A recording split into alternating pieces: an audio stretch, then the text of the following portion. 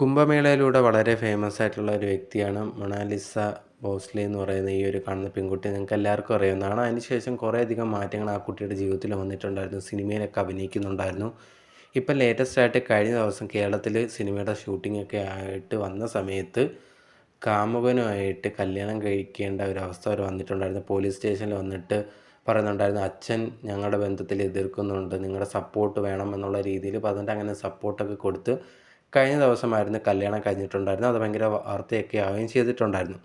ഇപ്പം ലേറ്റസ്റ്റ് ആയിട്ട് കുറേയധികം പേര് ഇതിനെക്കുറിച്ച് ചർച്ചാ വിഷയം ചെയ്യുന്നതെന്ന് പറഞ്ഞാൽ ഈ പെൺകുട്ടിക്ക് 18 വയസ്സായോ, കല്യാണ പ്രായമായോ, 17 വയസ്സായി എന്നുള്ള കാര്യമൊക്കെയാണ് ആൾക്കാർ പറയുന്നത്. അങ്ങനെയാണെങ്കിൽ ഇത് തെറ്റല്ലേ എന്നുള്ള രീതിയിലൊക്കെ കുറേയധികം പേര് പറയുന്നുണ്ട്.